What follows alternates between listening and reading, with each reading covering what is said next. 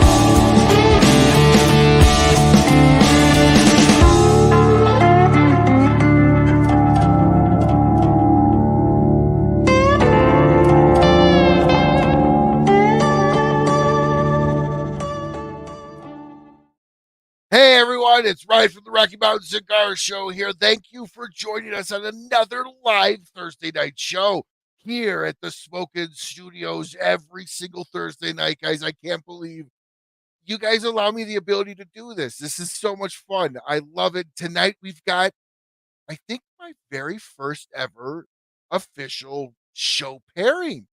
Sponsored show by La Aurora. We're going to be getting into my rum. I've never had real good rum before. I've always been a bourbon, scotch, whiskey drinker. And the next logical conclusion after going down that road is rum. So we've got some really, really special rum that I really can't explain as good as the guys that are here from La Aurora. So let them explain it. But huge, huge shout outs to all the show sponsors that remotely make the show possible. We've got BAMF Cigars, ROCF Cigars, Kristoff Cigars, Sagrado Cigars, Micallef Cigars, Big Sky Cigars, Cornell and Diehl pipe tobacco, with my favorite of their blend being the Autumn Evening. That's why I specifically requested the banner for Autumn Evening. It's amazing. West Tampa Tobacco Company and Dunbarton Tobacco and Trust. Thank you so much, Steve and team over there at DTT, for sponsoring the show as well. And last but certainly not least, as this is a sponsored show tonight, this will stay up. This is the La Aurora show tonight, like I said, and we're going to be going through this little beauty right here and smoking an incredible cigar as well. So before we do, though, I'm going to bring in Carrie, Brad's sister, because that's how she's known, as Brad's sister, to talk about the raffle over here at Zeal Cigars. How you doing, Carrie? I am great, Ryan. How are you? I'm doing much better now that it's Thursday night and I get to start the show off with you. This is great. I just love your energy. As you open up this show, every time I just sit back and just watch you and smile. It reminds me so much of Brad. I love it. That is a huge honor. That is a huge honor. So, but tell us about this raffle. Anything new to announce? Any additional stuff? Absolutely. I feel like Ron Popeil, all the infomercials we ever watched growing up, but wait, there's more. And I almost feel like it's kind of like your fault. Like you invited me to come on every Thursday and until the raffle, and this is the last Thursday before we draw. Well, technically next Thursday is July 4th. So we won't be doing it then, but I I feel like because you did that, I almost have to bring you more, right? And man, our vendors, our partners, our people have just come through so much. And yes, I do have more to announce, which is awesome. I'm so happy.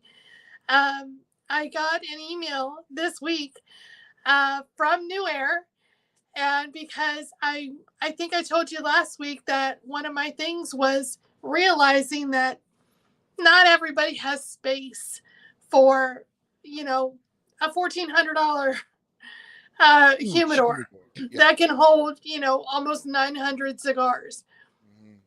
And not everybody needs or necessarily wants that large of a humidor.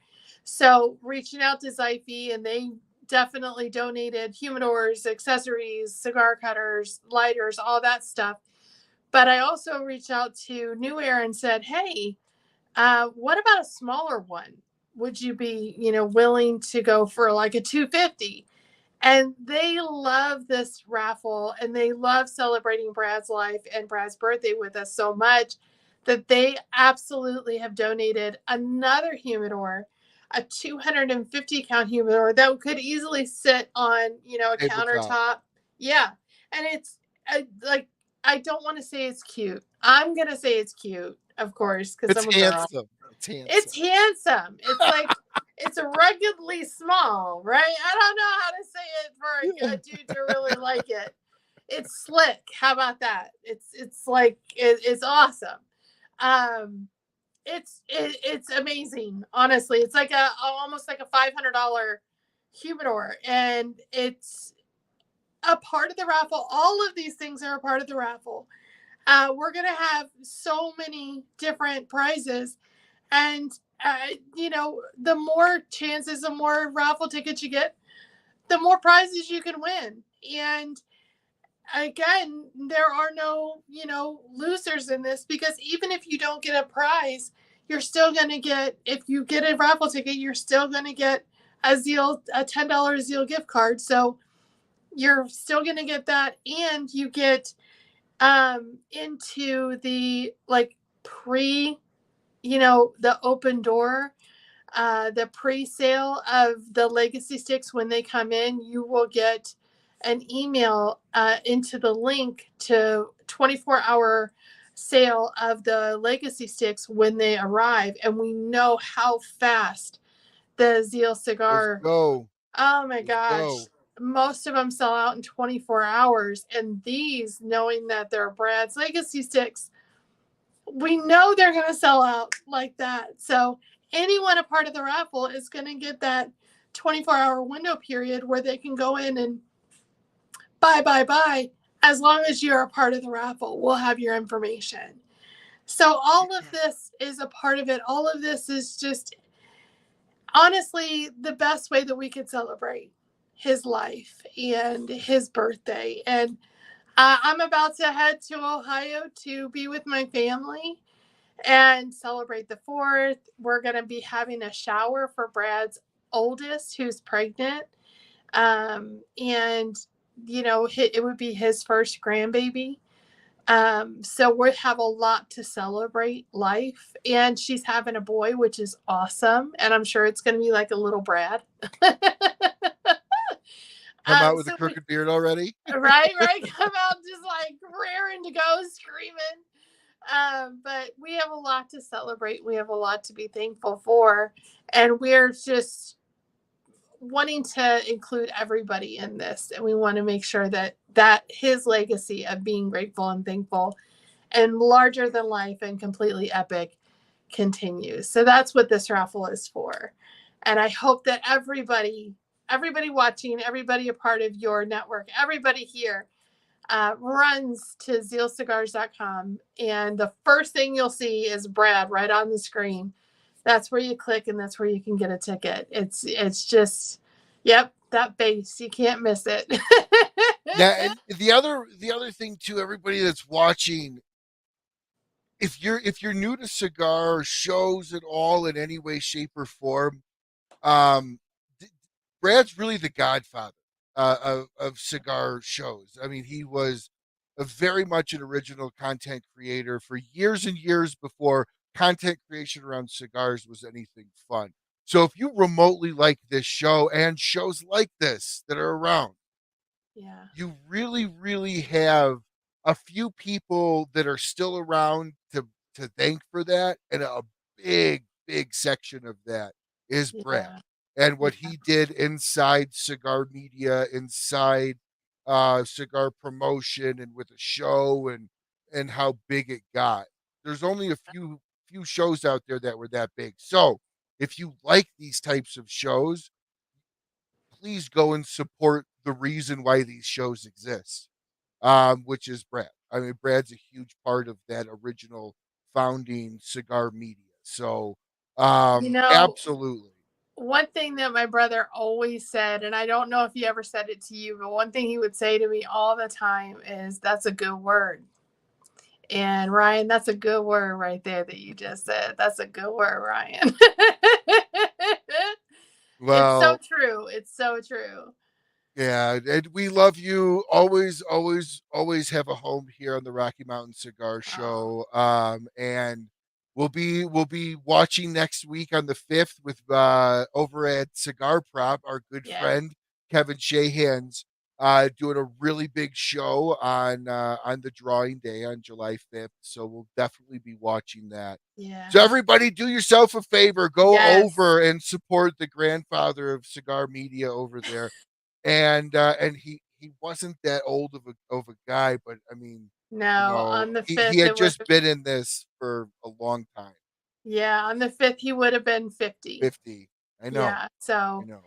it's definitely something that we need to remember. Every day is super precious. Love your family, love your friends. Don't hold on to hate. It's not worth it. Let it No, go. I even have a video of Brad singing Let It Go, which is hilarious, from Frozen. I'm going to be putting up clips of him throughout this next week, just showing his goofy, wonderful, loving side. But yes, I absolutely appreciate all the love. I love you guys too. I love you so much, and I thank you so much for the love and the support. It's been amazing. It truly has been. Thank you so, so much. you're very welcome, Carrie. And everybody jump over to zealcigars.com. Pick yourself up a raffle ticket. You're not going to lose. Even if you don't get the humidor, you're still going to win. Yes. So jump over, support this incredible shop and this amazing family, and enjoy the incredible cigars that they make as well. So thank Yeah. you so much, Carrie. Have a Thank great, you. great fourth, and a great remembrance and celebration of Brad on his birthday on the 5th. We'll all be watching over at Cigar Props channel with you all, and we love you and take care. Awesome. Thank you. You have a wonderful fourth too. Will Thanks so do. much, Ryan. Bye, Carrie. Take care. Bye. Bye bye. All right, now we get into the meat and potatoes of the show. We've got the La Aurora guys here. Now, everybody knows Will. Okay, so we're not going to even introduce Will right now because he's already been on the show. As Elvis is new to that, we'll introduce you after Elvis, Will. Okay, we That's got new Cubanism. people. We got That's Cubanism. All Cubans matter. Oh, Cuban lives matter. some more than others, but we won't get into that. Anyways, so Elvis, as you are new to the show, Yeah. let's dive right in here. Tell everybody what you do for La Aurora and why you're on the show tonight, because I'm going to go ahead and bust this thing open while you're talking. Awesome. Okay, so guys, such an honor for me to be on the show and be sharing with you guys what I do. My name is Elvis Batista. I've been a rum and cigar aficionado for over 25 years. So please do not do the math. We have different laws in Dominican Republic. I for La Aurora, I'm the associate brand manager. I work with the rum side, which is A Leon Jimenez, E as in Eduardo, Leon Jimenez rum, and also I participate in assisting John Gaglio on cigars, and also work with that. I have previous knowledge from cigars and plenty of drinking time and knowledge from the rum side as well. And again, Ryan, thank you so much for having me here, and having DJ Willie Will back again. Absolutely. Oh, boy. This is great. This is great. So I guess, Will, you can go ahead and introduce yourself now. Oh no, I'm nobody. I'm just here to smoke a cigar and watch you guys talk. Don't mind me. Well, I tell you what, you know, I have been so excited when John reached out to me and originally talked to me about this. And then he said you guys were going to figure out a way to get me one of these. I couldn't believe it. I know nothing about rum. I have been Scotch whiskey bourbon since I was 21, no younger, 21. This has been burning a hole in my floor in my office since I got it. So just to show everybody, I'm not kidding. I have not opened it. I'm trying to dig into it right now like I'm scratching out of a gasket, and it's not working. I'm amazed you were able to have the patience not to do that, and the will. Well, I wanted to respect it, right? I know nothing about rum, so I kind of feel like I would have just like, I don't even know what I'm tasting here. I want to know about it the first time, and especially with something like this. This is a limited series. This is bottle 1322 out of 3,000. So I want to treat this with it. This is not like any off the shelf rum, and that's an important thing. It is. It was a very careful project, basically spearheaded by Guillermo Leon, president of our company. This project itself started to be, let's leave no tables unturned, trying to do the perfect rum to pair with cigars. That's how it started, and basically it was a long and arduous task, Friday after Friday, drinking and smoking cigars every Friday afternoon for about 3.5 years. There's many different aging, different aging ages of rum ages, and they tried many rums. 3.5 years of drinking every Friday goes a long way, especially if you have a lot of Dominicans in one room. Hold on, that's it? I've been drinking every Friday for like 20 years. Like, why don't I have my own rum at this point? That's what you should do. The whiskey. I know, right? Yeah. Well, you have your own bacon, and I bet you've probably done a lot more years eating bacon. If I stood up, everybody'd say I'd have a lot more years eating bacon. Yeah. So yeah, it was a project that took over 3.5 years to try to find the rum. Basically, it's a dark amber color. That's what you get when you age something for 10 years in these ex-bourbon American oak bottles. Barrels. That is absolutely gorgeous. So yeah, I have a little bit of a bigger cup right here, but it's also you're using the proper thing. No, actually, this is my wife's brandy's cups, so I stole them. I usually drink out of red Solo cups. But yeah, something like this does deserve something like that. This is a very dark amber color. Actually, Ryan, if you actually do, you scan the rum, you use the nose, you'll get a lot from it. You'll get all that. You'll get all that vanilla, toffee. The sweetness almost oozes out from opening the bottle. As soon as you open it, it's amazing.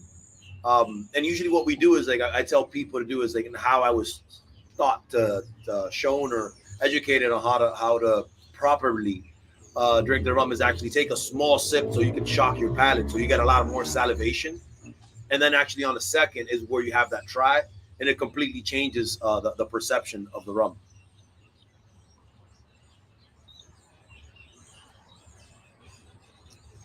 I feel so bad. I feel so bad that everybody else joining us tonight, hopefully they have something in their hand there as well.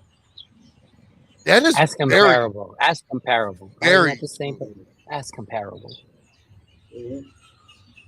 That is exceptionally smooth. Like there is no bite to it. Not even accident. It's not what you expected. It's not what you expected from a rum. From what you know, I expected Captain Morgan. That's what I expected because that's what I'm used to. Do me like that. No, I'm saying, right. But no, like I'm out. I gotta go. I'm out. No, no. After that Look one. at I'm that. out. It's No. scorching hot in Miami. I put a long sleeve for you. How would you No, expect Captain Morgan from me? No, what I mean by that is because my naivete with rum, and one of the reasons why I never really got into it is because I was never a fan of Captain Morgan, and guess what? I drank that a lot growing up, and it was never anything I liked, so I never explored that path. If I would have found something like this instead, I mean, this is as smooth as water. Like, this is delicious. Like, there's no And burn or heat. I think it's also like it's like a cultural perception. Us Americans, we look at rum and what we think of is Bacardi and, those well rums that you're going to mix with any, not to name brands, but a couple of brands in the lower end that you expect some well rum that is going to be mixed with some Coke, some Sprite, or they're going to do some tiki drinks, some umbrellas or some pineapple, some of whatever. You don't expect a rum to be carefully curated this way. This is a 10-year age rum. This is not, some of it is 10 years. It's not a blend of 10, 5, and 2. Because this is a thing with rums, and also I know your whiskeys.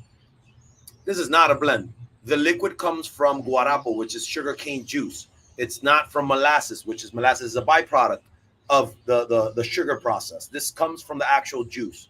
So that juice then is fermented. There's nothing else added but demineralized water and yeast to get the wash that we later on actually go through a 5-column distillation process, which again, there's 2 ways of making rum. We took the harder way. There is the pot still, which is your usual thing, and molasses with pot still. We took sugarcane juice and then did a 5-column distill. And the 5-column distill is what gives it that smoothness. It drops down a lot of the harsher elements from the wash and from the fermentation process. And we were able to do this because we were ready to age this for 8 years and medium to full shard ex-bourbon American oak barrels. And then after that, we finish it off 2 years in French oak barrels, like ex-sherry wine, European French oak cask. So it's you get all that, you get all those flavors mixed in here from that finish that we do on the fresh oak. It's what gives it that amazing aroma, and most of the taste, of course, and the darkness of it, and those vanilla notes. You get it from the charring process before aging this in the ex-bourbon American oak barrels. Well, you definitely get that vanilla. I mean, just punches you in the nose in a great way. And again, it drinks like a scotch. I mean, it drinks like a whiskey. It drinks like a bourbon. That's absolutely. This is really good. Like I'm angry that I'm 39 years old and I'm just now having good rum. Like, this just goes to show that you have a bad experience one time with something in your life and you're like, I'm never touching it again, and how wrong you could be. And yeah, this is fantastic. I want to kind of touch on the cigar here real quick that we're smoking. Sure. So this is where we bring you in, Will. So what are we smoking tonight? So today we are pairing that delicious rum with La Aurora ADN. This is a very special cigar because it's very historical. It's the only cigar in the portfolio that actually has Andullo. As you can see, the band itself has the red, white, and blue. Very culture to the flag and stuff like that. And we're gonna dive in, and I'll tell you, all the little kinks that are in this cigar. So for starters, you have a beautiful Habano 2000 wrapper with a Cameroon binder and a filler that consists of Andullo, Dominican, Nicaraguan, and Pennsylvania. So you get a little Pennsylvania broadleaf in there also, all together. I mean, just off the dry notes, when you take that cold draw, it's just very delicious.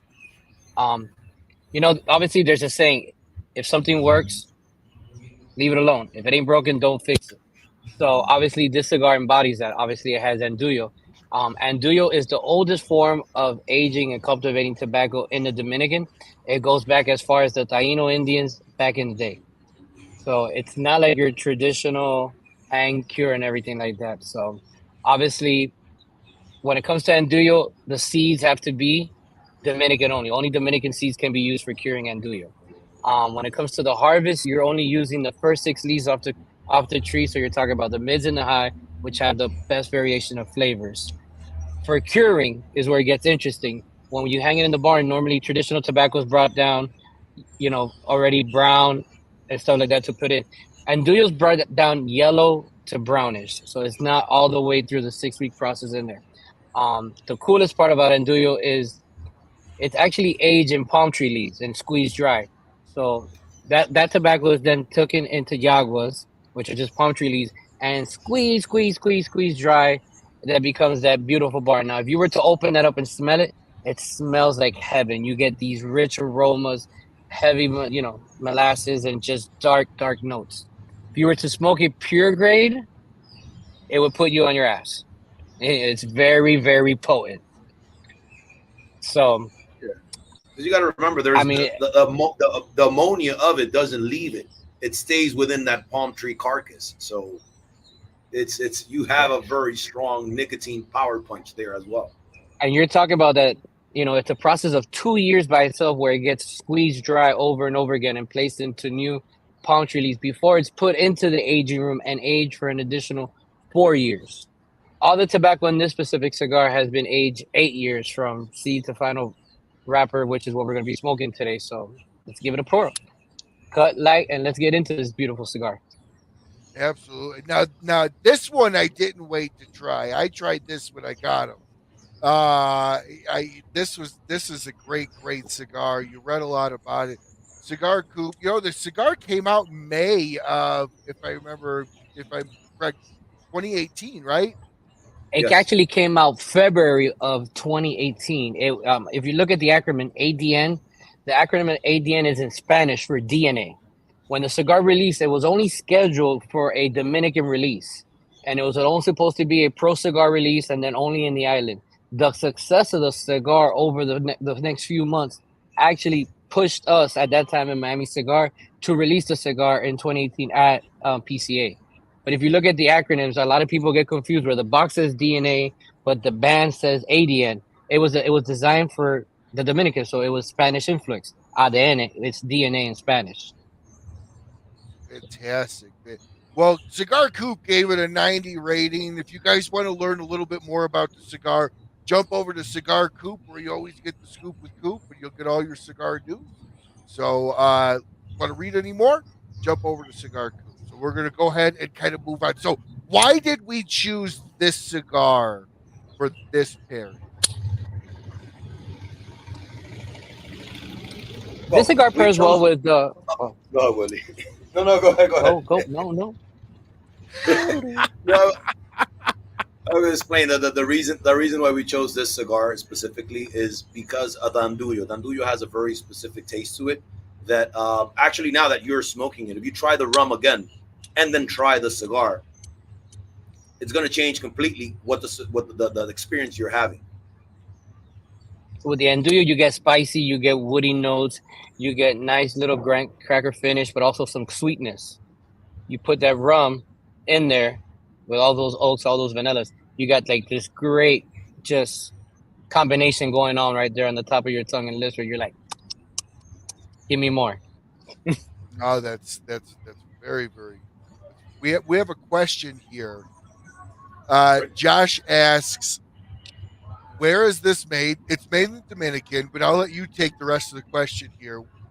We talking volcanic soil high in the mountains? Ron's Zacapa XO type rum here? I don't know what he's talking about. No, I understand it. He's talking my language.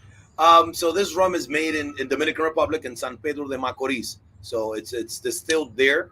The sugar canes are from the San Pedro de Macorís region, which is the main region for sugar cane in Dominican Republic. This specific one has nothing to do with the soil. Volcanic soil actually is, I won't debunk any other things, but volcanic soil does have a lot of calcium, so you get whiter things. You get a lot of whiter fruits and a lot of whiter ash if you're doing tobacco in this case. But for sugar, for sugar cane in this instance, what you need is the heat. What you need is temperature. You need the heat, and you need the right climate for it. So high altitudes, you don't have good sugar cane. I believe what he mentioned, the brand that he mentioned, they mentioned that they age the barrels in a higher altitude, and they believe it does change the process for the aging. To my knowledge, it might change a little bit of the weather. You might get a little bit less of angel share, but at the end process, mostly all the flavors you get is from an interaction from the barrel with the alcohol with the wash inside. So the higher altitude, the lower altitude actually doesn't change. Actually, the lower altitude would give you more heat, so there's more interaction between these two. But you have more angel share that you lose there. Now, I would think you would lose more angel share at a higher altitude because of the pressure. The higher altitude, the more pressure it's under, the more it wants to kind of get out. Or am I not thinking of that correctly? No, you are thinking of that correctly, but at the same time, you also have to factor in the heat. Higher altitude is lower temperatures. Lower altitude, especially in the Caribbean, lower altitudes in the Caribbean is actually way higher heats and more humidity. So you actually, because of this heat, you actually have more reaction between the wood, the wood and the alcohol. You have that regular wood expansion and the expansion. Sure. So on that heat, on those changes of humidity, you have that those barrels actually compressing themselves. God, that is pretty. I mean, that is like beautiful. Well, we should have figured out a way to get you a bottle of. I don't drink, so more for you guys. Oh, I apologize. I thought you did. I stopped in January. I got into a diet, I got into a health kick, and I just haven't looked back. Ah, fair enough. So I'll just pick up what you left behind then. Absolutely. More for you. I'm You doing see, the same as well. that's why I'm asking for the bacon. I can have the bacon. That's so the good. health kick. The health kick. Send me the bacon. Yeah, that's paleo. That's all these new diets. That's protein. Atkins is protein. I can have that. Right. I think I another saw reason another we question thought there. the cigar would pair good was obviously, Ryan, you know that we're big on barrel aging. Mm-hmm. Not just regular Pinots, but we're big on barrel aging. So a lot of our Dominican cigar itself is barrel aged. The same barrels that's used for the rum is obviously where we age the tobacco. So when you think about, the leftover residue in there that's in the air, the oak, the vanilla, the sweetness, tobacco is aging that. So like we said, when you take your sip, the day you come back and take a draw, you get that fluid combustion combination in there that it really encapsulates your palate and you're just going for more. So there's a lot of, this cigar obviously is very complex, just like the rum. So we felt that it was just a great pairing and something also different for you to try since the last time we were on, we had the 120. Yeah. So it was just something different. Obviously, it's a cigar that's rich in history, and just like the rum, it's special. It's rich in history too. So it just makes for a good combination. No, I'm a big okay. So I'll tell you, I don't get into like what I consider the perfect pairing.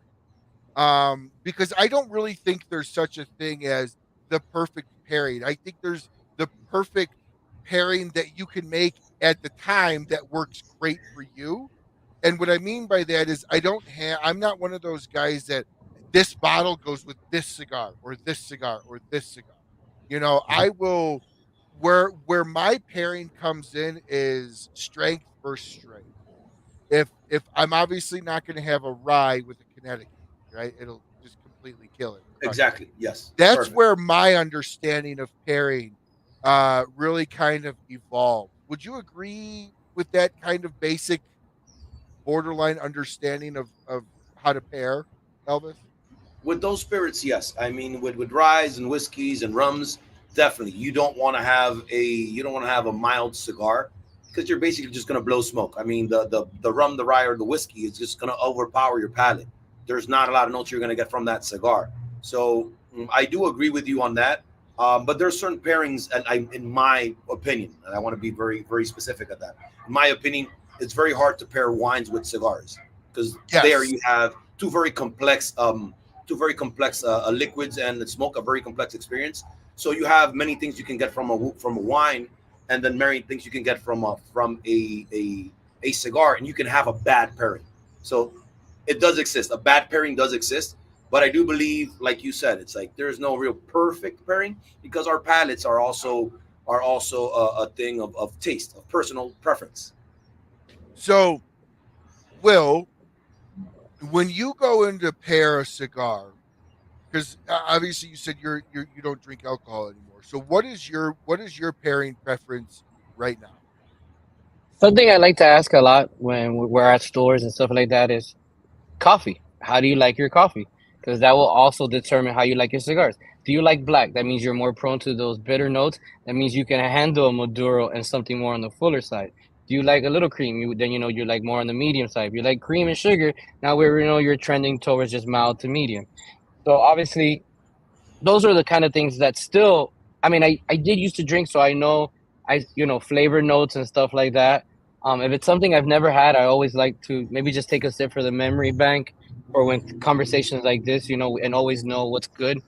But I tend to lean now towards more of some of the more coffee, since there's a lot of similarities in coffee notes and how we would perceive our cigar and stuff like that. No, I would absolutely agree. I'm a big coffee cigar person, and I've always taken the stance of as dark as your coffee is what you should pair it with. So if you're drinking like dark coffee, you could get away with the Maduro, like you said. Yeah, If you're drinking, because your coffee you looks like like those a genetic aromatics, wrapper. acidics. Exactly. You obviously, it's all in the same, it's the same areas of your tongue, obviously front and sides, so the same things are connecting. No, I absolutely agree with you on that. Elvis, what's your approach to pairing with anything, spirits or coffee or water? It would be in the same sense as you. It's the darker. I mean, the darker the coffee, the darker the spirit, probably the darker the cigars has to be, because like I was explaining earlier, like the darker the spirit usually means there's a lot more elements to it. There's a lot more flavors because it probably interacted way more with barrels. If we're talking of a barrel dates a drink, I don't do a lot of cocktails, so I couldn't tell you too much on that sense. As far as like the very heavy cocktails, like we were talking before we came in about cocktails, I always do the same thing. Probably Manhattan, Negroni from time to time, which is it's kind of a bitter drink, and I find it amazing when I have very dark cigars or Maduros, very strong cigars with a bitter taste of a spirit. I do the same for IPAs. IPAs that have a high level of bitterness. I love them with a very strong cigar, because I feel never kind understood of like the bitterness kind of numbs down your palate. It changes how you perceive everything. I never understood guys in lounges that pair IPAs and sours with cigars. Like, to me, it's just too much in there going on. Yeah, you now have the to sours, I don't disagree with you on. I've never Exactly. been a sour drinker, by any means. I've also honestly, I haven't really drank beer in any sort of a serious way, other than just to have one or two beers, Modelo's or whatever, with my father-in-law or something, in 4 or 5 years now. I mean, I stopped drinking beer. It just doesn't agree with me. A 6 pack of beer, and I feel like I just wrecked the whole next day. But I Isn't can that the do water in Colorado's beer? Isn't that the water for you guys up there? It's what? beer. No, not me. We actually have the highest count of distilleries. That's So the why. Like, in water every here, corner, the water every here corner, is there's a. whiskey. The water here is whiskey for sure. I think we have the highest count of whiskey and small batch distilleries for beer of any state. I'm pretty sure that's what that number was.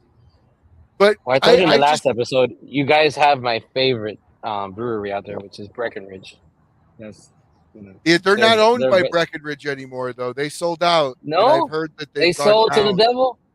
Well, they sold Ah, to a marijuana company, a marijuana conglomerate out of Canada that's coming in and buying a bunch of distilleries in the U.S., and that was one of the first ones they bought. So, but their vanilla um, porter nitro, when it came out right before the holidays, that was always one of my favorites at the time. I love my yeah, beer. yeah. I can't. You know what it is for me? Like, I can have 4 or 5 of these and not feel heavy, right? And for Well, me, you know, you have yeah, 4 or definitely. 5 beers, you're just like, oh, especially if they're like Guinness or something strong and like milkshakey, you know, dragon's milk and stuff like that. That's why I started to get into liquor. I got to keep this form where it is. All right. You Uh, mean you got to keep the shape. yes. Hey, I You told sh- my doctor, round is a shape, right? no, no, no. It's something I do. I didn't mean anything. Yeah, no, no, no, no, no, you're not wrong. My doctor's like, I need you to get in shape. I said, I am in a shape. Just because you don't agree with it, it's there. I've been saying this for So years. I don't know anybody that smokes cigars and drinks bourbon or whiskey that ever caught COVID. So just keep it going. I never got tested, so I wouldn't know. we have enough toxins in our life that it's like it takes one look at our immune system and goes, "What? Nothing to do with that." So Elvis, Josh here says, "What's your beer then?" Since we were just talking about stuff. The bitter, the better. But usually I like citrus, stuff that anything that has like orange peel to it. So I love Lagunitas. Lagunitas Little Something is like my go-to, and we have a local one called High Alight from I think it's Cigar City Brewing. Is the brewery where it comes from, High Alight, and it has some citrus to it, and I love it. I feel it's a refreshment. I can drink IPAs and later on move on to rum with no issues. So let's get back to the rum here, right? Because that's kind of the main feature of the show. Rum and the cigar, of course, but the rum's the main feature of the show. So Elvis, again, stupid about rum, right? I know nothing. So walk us through the basics of understanding of what ingredients are rum. I obviously know whiskey. It's corn and sugar.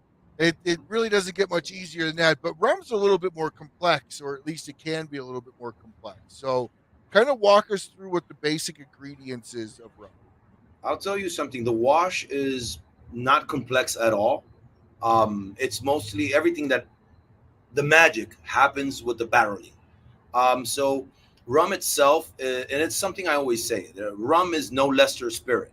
I mean, just because we don't wear kilts and fancy suits doesn't mean that we don't put enough love or passion or dedication to making our rum, as you know, whiskey, scotches, and tequilas and all this. It's an art.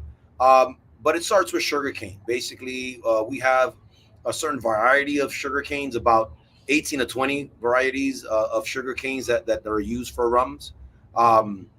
Some people decide to use, some companies decide to use molasses, which is basically a byproduct of that sugar process, the actual sugar process. We decide in some companies, and just so you know, only 10% of the world's rums are made by sugar cane juice. 90% is made by molasses. Now, So- now hold on. I want to touch on that because I was Yeah. actually looking into that. That's actually cheating, right? In the sense of like rum was never molasses; it was always sugar cane. Yeah. So using molasses is a cheaper, inexpensive. That's not to cheapen the liquor it is in No. it, but it is a cheaper, less expensive in the same way that corn syrup versus sugar. Right? Exactly. It's basically cost effective, to put it that way. It's cost effective for some companies, but when you use molasses, you use some of the peel comes in from the actual sugar cane, so there's a lot more elements on this product byproduct that you have to work with versus and also you get a lot more of it from a smaller amount of sugar canes. For sugar cane juice, you get a certain amount of sugarcane juice from these sugar canes. The rest becomes molasses and sugar. But this juice actually is a less amount, so that's why it's a little bit more expensive to start off with. But it's a cleaner basically it's a cleaner ingredient to start off. And after you have that sugar cane juice is when we start the fermenting part with yeast and in our case demineralized water. That's all we use. That's it. I mean, we don't add any other element to it. I know some rums out there use I think is a coconut water and add other stuff to it. It does the taste. You do get it at the end as well. They sometimes add it during the process when they're barreling. But in our case, we use that sugarcane juice. We ferment it with yeast and demineralized water, and that's about it. After the fermentation process is done, it's actually under a year. It's about 8 to 10 months. That's when we start the distillation process. We want to clean that off. Some companies as well, and I'll keep talking about the two processes so people understand. So some people use the molasses, some companies use molasses.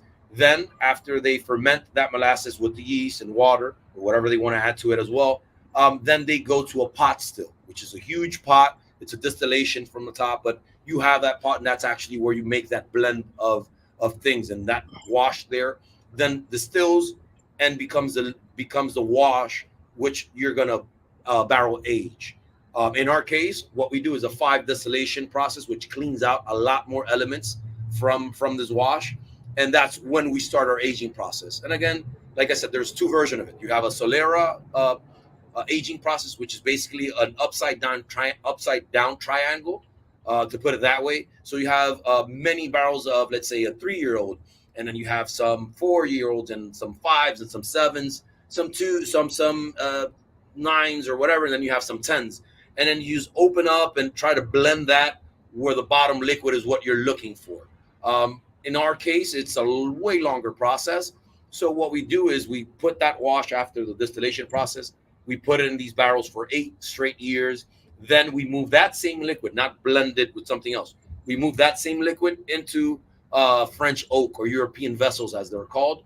And then we finish it or age it for another 2 years. It's called the finish because that's where we get a lot of the notes that where you get in the smell from the ex-sherry wine cask or barrels. That's a lot of process. It is quite some time. One of the and if you ever really want to get him going, ask him what he should mix it with. So his eyes light up like they did the other day at an event. What can I mix it with? He's like water. He's like splash nothing. Of water, probably. He's like nothing. 1 cube of ice. That's it. If that. Yeah. if it's really hot, you can do 1 cube of ice. We did not make this to mix with anything. I mean, you had it. You do not need to add anything to it. It's already done. No tiki drinks. So does the La Aurora mixing book come out with this too? I wouldn't do it.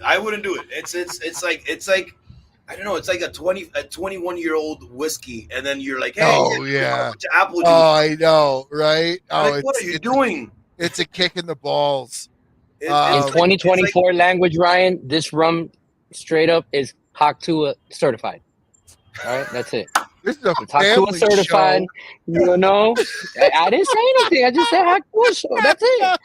That's it. It's just Haktua certified. That's it. Moving on. Leave it alone, you know. And Diehl's an old process. The rum is good straight up. Just cut the cigar, smoke it, and drink the rum together. You know, don't get creative with it. So, hang on, I need a second. I don't even know where to go from that. You threw me off. We got it to blush. I like that. I'm like red, right? Like this is a family show, man. No, I'm just kidding. I didn't say anything bad. You know how many parents are going to have to explain to their children now what that means? No. But so, Will, then, as you kind of are in the cigar side of life for La Aurora, how do you guys and Elvis kind of work together for events or common themed shows to really bring the La Aurora scope of brands together? Because this is a special bottle. It's a limited run bottle. It's clearly a lot of love that's involved. It's a single malt, if I may be so bold to classify that, if we're going to throw it on there. I mean, you know, especially since it's not even a single malt blend, meaning it's strictly all 10 years. Yes. So, Will, how do you kind of come in and help facilitate the partnership between both brands? Having drank a lot of that rum and you know, during the trial process and blend tasting, you know, we kind of know already what we know where you know, the flavors are going with and stuff like that. But it was really designed for the cigar smoker. You know, Guillermo was very adamant that the rum was meant to pair with a cigar, and I could go down the portfolio, and no matter what cigar I put in front of you, you put it next to that rum, and it's just gonna open up the cigar broader. It's gonna give you more flavors. You know, they really do go hand in hand. The more you smoke the cigar, and the more you come back to the rum and sip, you start developing different characteristics of the cigar, start to open up and stuff like that. Like, especially like with this one, it's so complex. How you have Pennsylvania, you have the Andullo, you have Cameroon. So you know, every time you go back in, you pick up a different characteristics, and it multiplies. Especially with like Cameroon, with the sweet pockets and all that molasses and oak in it. You know, the peppers start to broaden up. It's just a great combination. I mean, Elvis is my Dominican brother from my Dominican side. You know, I'm Cuban, but he's from my Dominican side. We've you know, it's really a treat and a pleasure to be doing this with family. And you know, we've created a bond and a relationship that we just know how to vibe from each other. We were just in California, and we signed a Netflix deal where we're taking this show on the road, the Cigar Buddies. It's coming soon, you know. Cigar buddies. So You laugh, you know, but there's that's no a wrong hell of way. a great name for a cigar show. With your Copywriting buddies. tomorrow Listen, we morning, have the just in copyrights case. to this. All Yeah, right. we have copyright laws for We that. said it Hey, here I first. own the rights to the show. It's all mine. I own it all. But you know, Manuel and Guillermo are very adamant about, obviously, La Aurora cigars are meant to be enjoyed at all times. You know, they're big on full flavor, not full body per se. You know, so they're enjoyable by anybody, from your average smoker, your more complex smoker, your beginning smoker, and you pair it with a great rum. There's no bad way that we can steer you within the portfolio. And now we scared them off. No, you did. I was just adjusting something. I was just adjusting something. Um, I'm really enjoying this rum. I'm gonna be going through rum now. It's not what I was expecting. And meaning, like, again, I'm used to that, like, ultra hot rum, again, of that spice crap. This is like super enjoyable. So I gotta ask you, Elvis, when we start talking about Angel Share and the Devil's Cut, you know, Angel Share is obviously what evaporates. Devil's Cut is what gets, you know, absorbed into the wood. Um, Out of a 55-gallon drum, because that's what it's aged in, Yes. what percentage of that is 55, lost? yes. What percentage of that is lost? 46%. Oh, It's so 10 you're years. you're It doing is 10 years. half? Yes. It's 46% that we lose again. It's to my knowledge, right? This is probably the most difficult way you can find to make a rum. Like, we took the hardest way of every time we went to a crossroads. We're like, okay, this is one way, this is a hard way. Okay, let's go this way. So every time, so that's why I explained, like, instead of molasses, we chose to use sugarcane juice. You get a lot less percentage of liquid from a sugar cane when you push it through the press. You get less from it than what you would get doing molasses. So that's one already there. When you do a distillation, 5-column distillation, you lose a lot of it as well. And then during a 10-year process, and then the humidity, the heat of San Pedro de Macorís, which is where this is aged, that's how much you lose. It's a very long process, and that's why this is a very unique rum. Again, like, to my knowledge, there must be other. I know there's rums that made from sugarcane juice. I know a couple that have a couple of distillation process, not 5. I know 3. I know 4. I still don't know one of 5.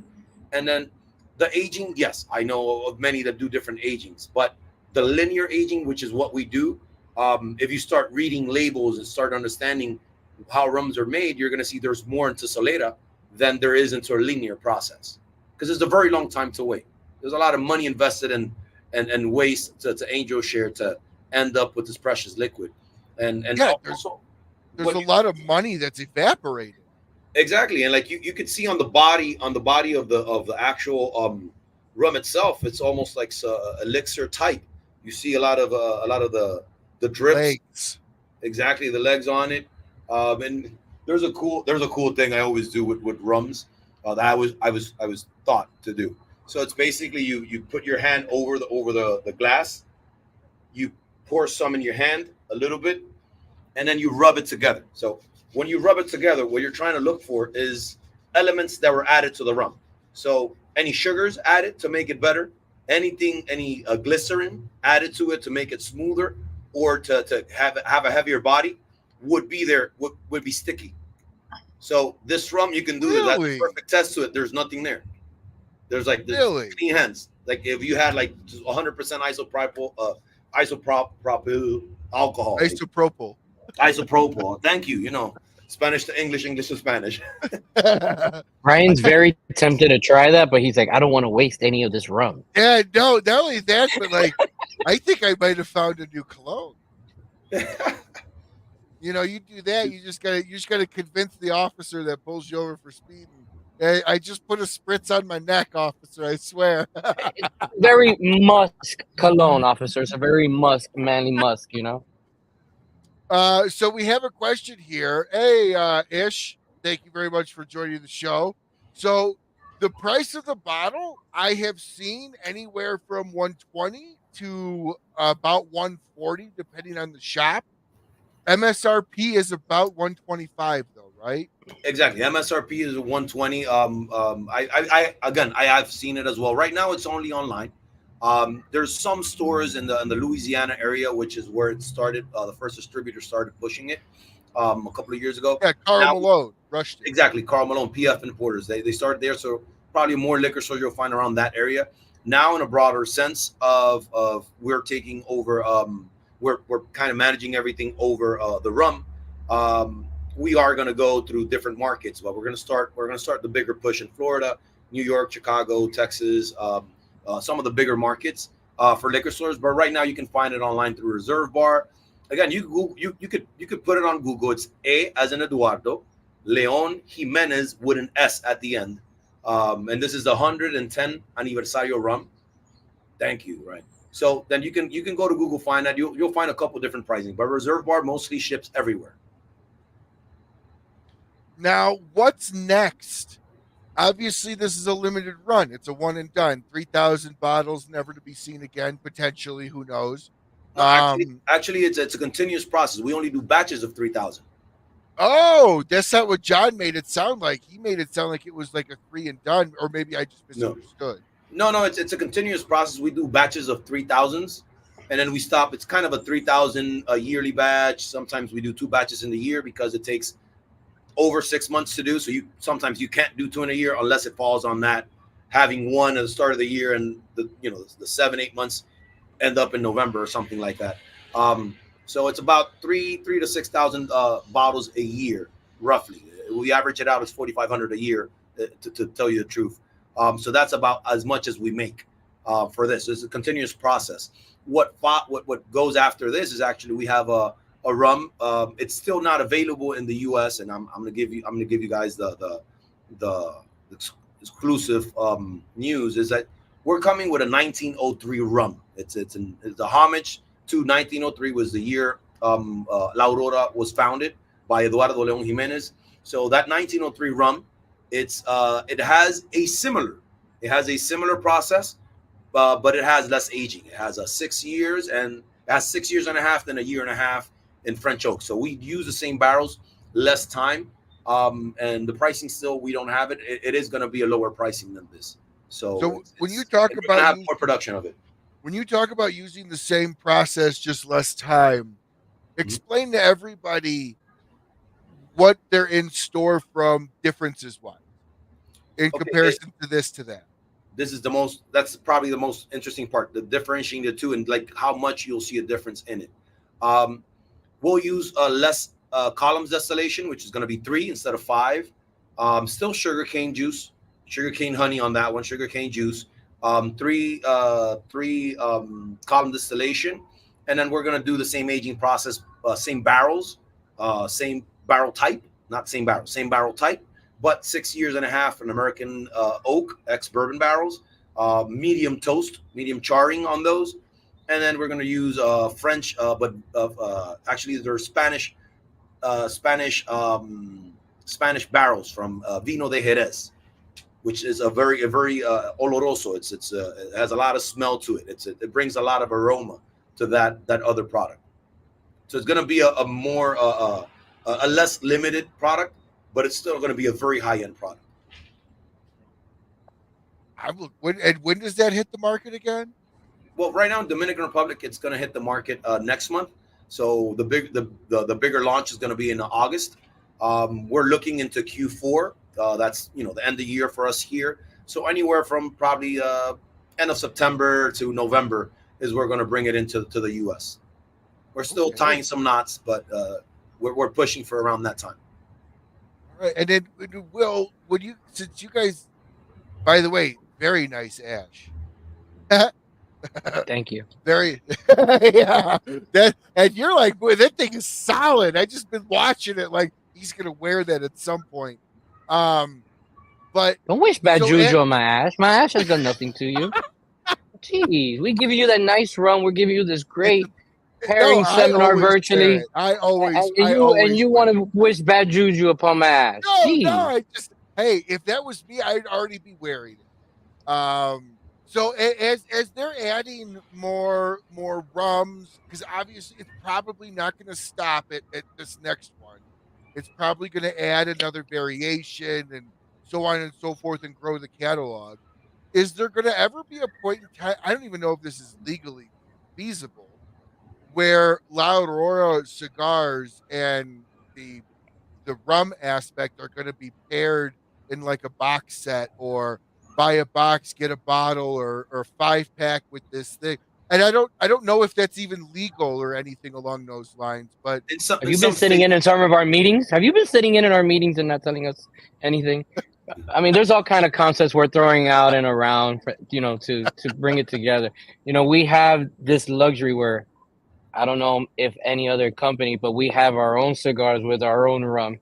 So, obviously pushing forward in the Florida market, we're going to be launching all kind of programs for cigar stores that have, bars, and we'll be able to do, live bars, pairings and all this stuff there with the consumers at the bars. But so obviously there will be special programs and stuff like that for those stores that are able to, sell liquor, because obviously we can't just give it away because of rules and stuff like that. But if you're a bar and, now we're able to do different things.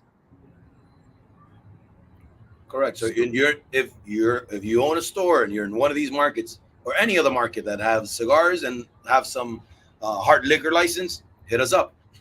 Call us. We're coming. We're coming for you. So what is the laws around stuff like that? Are you allowed to actually sell liquor with cigars, like as a combo? Is that legal? I don't know. Again, in some state, yes. Federally, there's loopholes to that, but usually it's a state. Liquor is mostly handled by state laws. So different states, that different states, you have dry states, you have different laws to states. So you can legally do that in some states. Florida is one of them. Okay. Yeah, think about it. You can walk into ABC, buy cigars and buy rum all in the same store. No, I know that, but I'm talking about you couldn't have like a cigar shop that didn't sell liquor have a box set with a 5-pack of La Aurora and this. No, because you still have that controlled substance within that, and you need a license for that. But you could have the shop that could sell liquor and cigars that the cigar shop put together a 5-pack or a box deal with the bottle to combo. Yeah, because the liquor, usually in most of the states, and to my knowledge, again, I'm not a lawyer by any means. The hard liquor license kind of outweighs the tobacco license. They kind of tie together. So when you have a hard liquor license, you usually have that tobacco license. And Ryan, for example, like during COVID, obviously, a lot of stores shut down, but the ones that had liquor were able to maintain, because they were a necessity. So a store like Corona, they just became essentially a big cigar shop and liquor store because they were putting deals with bottles to sell and the cigars together. So you walked in, you were buying the cigar and the bottle together, and they were running deals on combination packages together just to, be able to survive. And they did it. Yeah, I guess I've always wondered if but that makes total sense that you can't have a non-liquor licensed shop. I always thought that every liquor shop should just have the ability to sell, or every cigar shop should have the ability to sell liquor. I hate licenses, people. For anybody that's never watched this show, I absolutely despise licenses. All it is a way for government to nickel and dime. All right, soapbox over. And then it also gets tricky because you can have a beer and wine license, and technically you can't sell liquor, but you can give away free samples of the liquor because you're not sampling it. You're not selling it, but you can sample it out because you're not selling it. It's one of those rules that just makes no sense, but it's in. Well, it's stupid. It's stupid. I mean, let's be honest here. All liquor tax is sin tax. All tobacco tax is sin tax, and it does nothing but hurt companies and hurt the people. Oh, hey, they fell. I watched it. Hey, dude, that thing went though. I gotta hand it to you. That thing went. He was waiting for it. That did really well. So he's gonna go back and slow-mo the. Oh, there it is. It fell. I'll send it over to Nico for the next company meeting. So Elvis, how talk a little bit about your pedigree here, where you got started in this, how long have you been in the liquor space, and why? What made you go down this avenue to be a brand manager? And then please share with everybody what the difference between a brand manager and an ambassador is, because I think often they are confused. Oh no, it's two different worlds. My pedigree, I have a marketing background, and consumer behavior. It's part of it. And I literally started working on a store. When I decided I was going to move on to cigars, I have some previous education from cigars from family members in the Dominican Republic and people that are associated with the cigar industry. But I never saw it as where I was going to go. I went somewhere else. I was in the restaurant industry for quite a while, and it's a very. I love a restaurant industry, but it's tough. It's tough. It's a lot of hours. It's a lot of stress. It's a lot. It's a lot. No margins. Exactly. And then I decided to take a little breather and try to figure out what my next steps were going to be about, maybe 12 years ago or something like that, 12, 13 years ago. And I thought it was going to take a year hiatus. And I was like, I'll figure out what to do. I'm going to drive around. I'm going to do some pizza delivering or whatever for the next year or whatever, till I figure out where I want to move on with my career. And on a road trip I took actually from Cape May, New Jersey down to Miami. I used to live in Cape May up in New Jersey.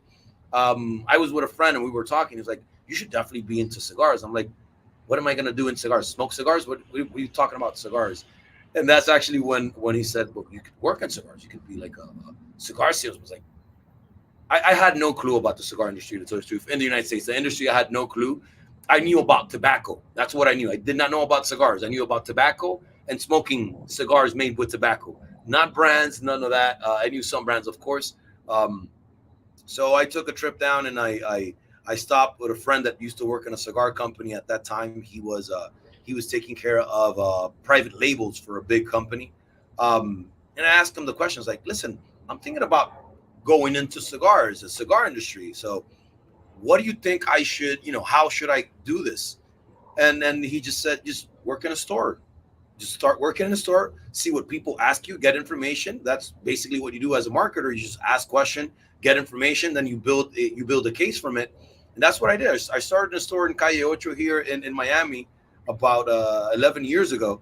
And then from there, I moved on to a bigger store a year and a half later, gathering as much information as I could, because I'm a curious mind. So that's what I do. I just ask as many questions as I can, and I find books to get more information on it. And me having some tobacco knowledge in the background helped me out a lot, understanding what I was reading in the books and when I was asking questions, the answers they were giving me. And then I working in a bigger store, being a manager for a couple of stores, I got an offer to become kind of a head of sales for a up and coming Dominican cigar company. And I did that for about 3 to 4 years. And I became like the marketing and head of sales, traveling all around the US. And that's basically where I got all my knowledge from what people were looking for, what they were smoking in different stores, and how to read demographics and all that, kind of the nerdy stuff of it. And later on, I went to another company and did some consulting for smaller brands. And when I saw this opportunity with La Aurora, it was eye opening. I just so you know, and this is no joke, I grew up in Dominican Republic, and La Aurora was behind my house. Like, the backyard of my house had a fence, and over that fence was the parking lot to La Aurora. So I was raised right across from La Aurora, and Leon Jimenes as a company, La Aurora, are a huge thing in Dominican Republic. They give so much back to the people. They give so much back to our cultural heritage. They sponsor anything from like a local karate class, which I took, all the way to the biggest Latin music festival in the whole American continent, which is Festival Presidente de Música Latina. So when this opportunity came, I'm like, this is it. This is I was made for this. I was made for working for La Aurora. So I tried my chances, and they gave me chances for me right now. And I think Willie's heard this. Is like, for me, it's a dream come true. Like, having them giving me the ability to actually speak on their behalf, it means the world to me. Well, it sounds like a fun run that you've had. It filled with a lot of different places, and you ended up where you wanted to be at. And so, for those that don't fully understand, because I hear in this realm and space, a lot of people hear the terminology ambassador, brand manager. So, kind of tell everybody. Everybody knows what a national event manager is, Will. So just calm down. He knows his job. No, it's actually very simple, and unless it's a smaller company and they just give you a title, it's a different thing. But a brand ambassador is a person that talks to the brand.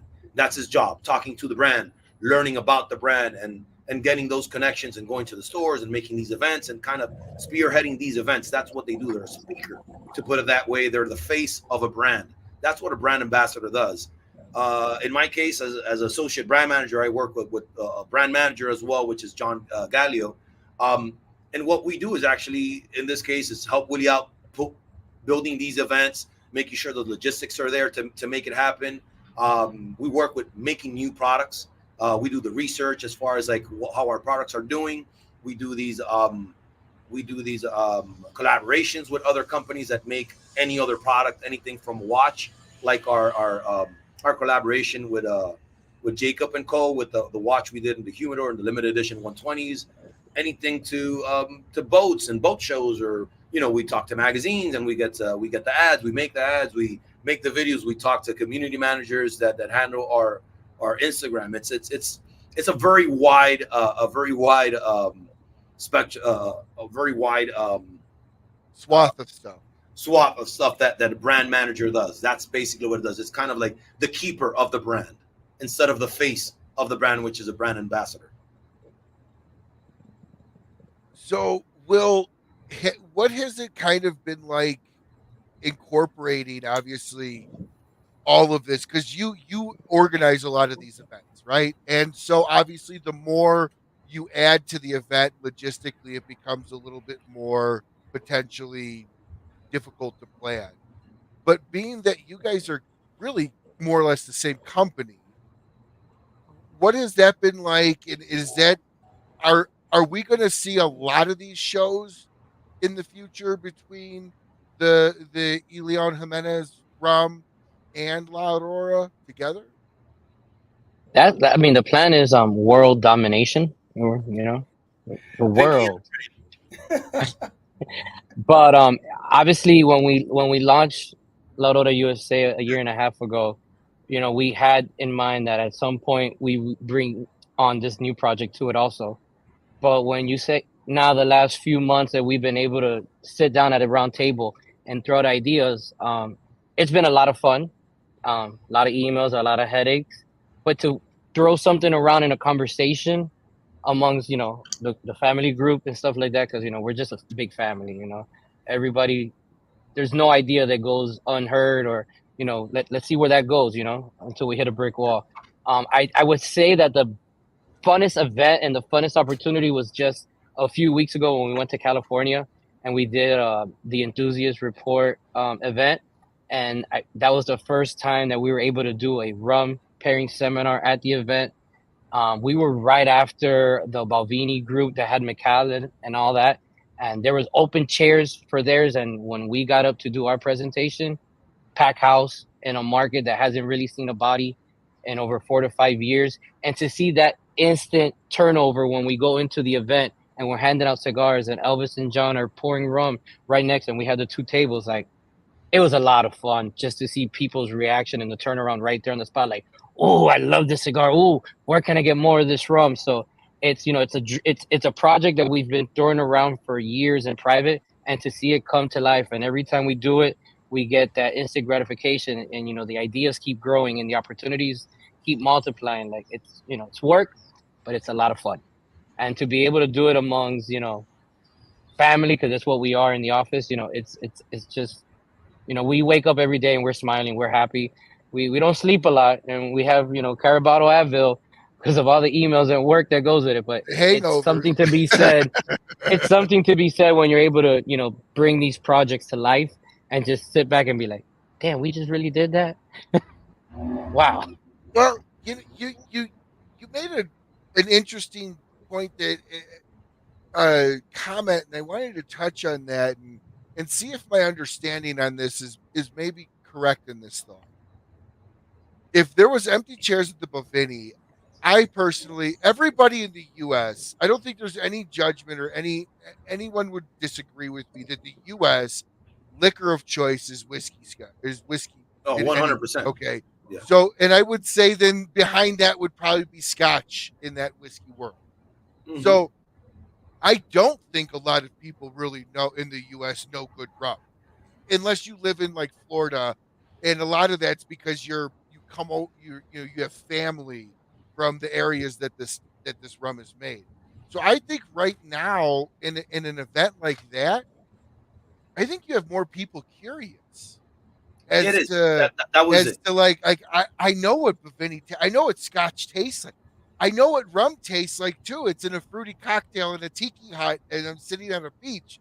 That's my concept as an American of rum, and that's completely naive in every aspect of it. But I think rum is growing in the U.S. I'm hearing a lot more of my friends drinking it, and so I think when you hold an event like this, oftentimes people are curious of, will I like it? What is this? Is it drinks like a bourbon? I love bourbon. Would I be correct in that? Oh, absolutely. 100%. And that's why when we were at the table, I love the people when we would say, do you want some rum? They're like, oh, no, I don't drink rum. It's like, you're the guy I need. So listen, would you taste this just a little bit? Just taste it. And when they have it, like, this is amazing. Okay, I want some. Pour me some.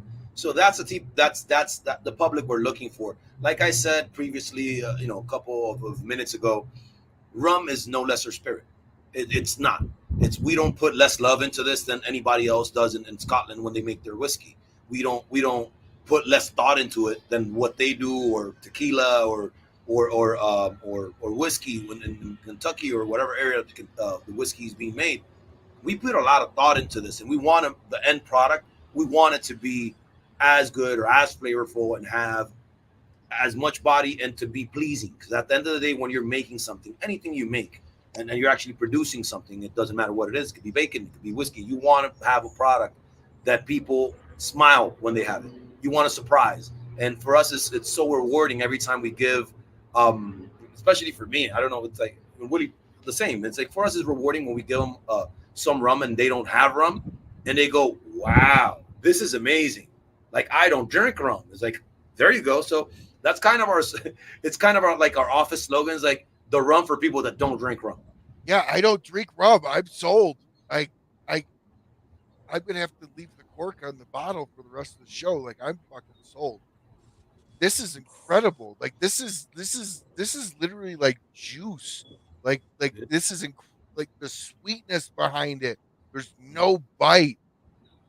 Part of me, because I drink nothing but bourbon primarily, part of me is like looking for that burn, and it doesn't happen. And I'm like, I'm not going to get heartburn tonight. Exactly. You know, like this is great.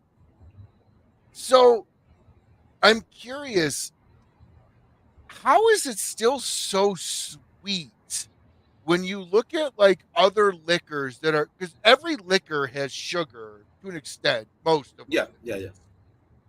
because that's how the alcohol is made. There's a fuck ton of sugar in bourbon. It's not this sweet, and like not even like remotely. Like this is like the Kool-Aid as far as like sugar content, the feel of it on your mouth that really like again. I guess I'm just excited because I've not had liquor that I've actually been able to go, holy shit, that's sweet, like to So, this extent. so that's part of that. And I'll explain because whiskey doesn't have that much sweetness from it. It has to do with the virgin barrels. So it's still a lot of raw wood there that interacts with that wash. Now these are ex bourbon, so they already had a reaction to alcohol. They already tamed the wood in a sense. So when we rechar these, we kind of reactivates those sweetness. And I mean, if you ever been near a barrel when they're charring it, you get closer, you almost want to bite the wood. It just smells like a toffee and vanilla. It smells sweet. And you're like, this is amazing. You get that from the actual wood. The sweetness, you actually get it from the weed and from that charring. Because again, like when you ferment, all sugar becomes alcohol. Correct. So it's not like you have sugar left in the process. All sugar becomes alcohol when you. But when it you feels ferment like there's sugar still in here. That's what's blowing me up. Is Yeah. I'm not used to Mhm. my liquor actually tasting like candy, like sugar, like but like in a great way. It doesn't feel over sugared. It doesn't feel like it's too tough. It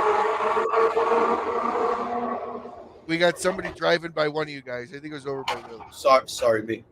Let me.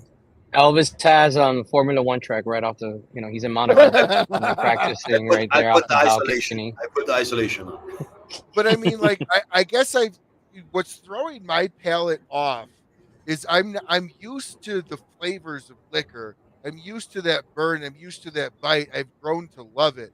What's keeping me literally coming back is I'm tasting so much more sugar. What I feel is still left in here, and you're telling me it's not. So then, what am I? Why am I tasting so much sweetness out of this? Sherry wine it is sweeter. Like I don't know if you've had sherry wine. It's kind of a sweeter drink. It's almost like a cordial. So on that finish, on that second part of that aging process, those 2 years of the finish, that's what we call the finish. That's where you get most of that sweetness from. When that wood, when the wash reacts to that, all these smells that you got from the ex bourbon American oak actually tie into the sweetness you get from that reaction from those barrels. So I'm playing stupid a little bit here. So that as you walk up to somebody I'm not a rum guy at all. I like me. I've only got experience with spiced rum, which is really not rum. Like I don't even know why they call it that. But after trying this, I almost feel like it's a derogatory term, spiced rum at this point, like um so how do you sell somebody that is like, no, I don't want anything to do with it? Where do you start that education of the consumer that's only bourbon, that's adamantly only bourbon? How do you win them over? I mean, a big part of it is has to do with those barrels. I mean, already, I mean, you can sell a lot of wine to bourbon drinkers that you say, "Oh, this is aged in bourbon barrels." They're expecting to get some of that as well from that spirit that was aged in those barrels. So that's basically where we started the conversation. Like, okay, you like whiskey, you know where it starts, right? The wash. They do this part. We do the same thing with those ex bourbon barrels. So what we're doing here is a finish that changes everything, and of course, the aging process of it where you end up again, the column distillation versus pot still has a lot to do with it. Has a lot to do with the element, the lightness of the taste that you get, but also the flavorfulness of it. Um, but usually it's just listen, just give me a chance. It's just give me a little sip of it. Give me just have a little sip of this and let me know if you still don't want it. Have you ever had somebody? No. Have you ever had somebody say no? I know where you're going. No, I haven't had it. Like every time it's hit the nail on the head. I don't believe you, man. I was expecting completely different. Mm-hmm. I mean, the second I opened, and everybody saw, it was sealed. I never in my life smelt this, tasted it. I was my palate was almost shocked because mentally I had a variation or of what I thought was an understanding of what rum was. Mm-hmm. And now I feel like I'm fucked. Because I'm going to go to other rums and I'm going to miss something.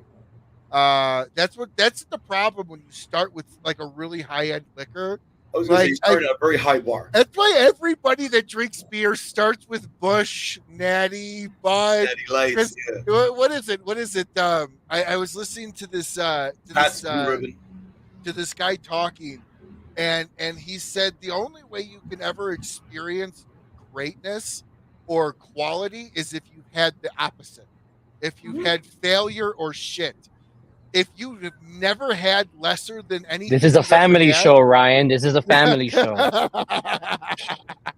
If you've never had lesser than anything you've had, you don't understand how good whatever it is you're drinking is. And I feel like that's where I'm at now. I mean, you guys have ruined me, spoiled me. Like I'm done.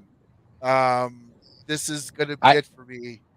I always say you can't drink Opus if you've never had wine in a box. So it's very similar, you know? Oh, okay. So let's talk about that really quick. So a lot of what you guys do is especially in this rum world, you guys are helping bring rum to the U.S.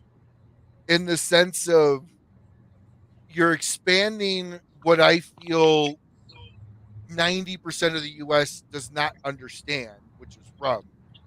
Because everybody goes, oh, it's Captain, you know, it's great. You mix it with some Coke. Yeah, you got it. You know, like no, it's just trash.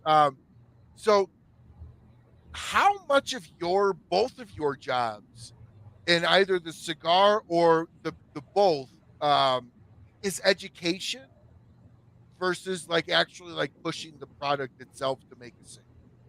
You just said it's education and allowing us the opportunity to change the perception that you have.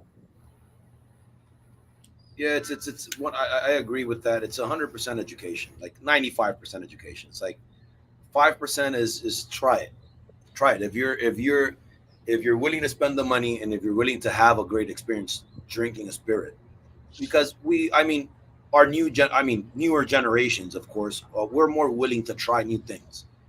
I bet you probably never drank. I don't know if you, Ryan. I don't know if you've ever had like Jose Cuervo shots or whatever when you back in the day. Now, if you've had like higher end tequilas now, you're like, okay, this is not what I know about tequila. Like this is not what I'm used to. And it's the same thing with this. Like it's a damaged perception of a spirit versus there's really bad whiskeys as well. So when you've had whiskeys that are horrible, and then when you have good ones, like, okay, wait, there's other things, there's other versions of this. So I think that's the part where we come into the conversation and we have to explain how this rum is different from maybe what you've had, if you've had any rum. And if you've had it, like, again, most of these consumers nowadays are very open to experience new things. And that has been to our advantage when we're trying to give them education. They're willing to listen, they're willing to try. And we have the product to convince them. We don't have to do anything but explain what it is, taste it, and then the product does the rest of us. The rest. So if I was to come up to you and tell you, hey, I'm an avid Bacardi, I'm an avid rum guy, I'm all over the planet when it comes to rum. I love everything. I've had it all. Why the heck would I put one more bottle in my repertoire? Why would I buy your bottle over any other bottle I've ever had? It's half the cost. I'll give you a very Dominican answer to that. It's like if I was single and I've had a bunch of girlfriends and there's this very hot chick that comes over. Well, family show now. Family show. Okay. Well, it's a very Dominican accent. It's a very Dominican. You saw, I just leaned back and I was like, "Where's he going with this?" Because I already got screamed at. But let's see where it's. I'm gonna give a very Dominican answer. Okay, I'm not Hispanic. I don't know where he's going with this. Yeah. Yeah, it's. I mean, and Now I Ryan used is red. Now he's red. I used to say the same thing about cigars. Like, listen, you've tried a couple. Like, why not another one? Just try it. It's on me. But for an avid drinker, for avid rum drinker, it's a little bit easier because they understand the processes of making rum. They understand aging. They understand solera versus linear. So a lot of them are curious to see what this very hard way of making rum tastes like.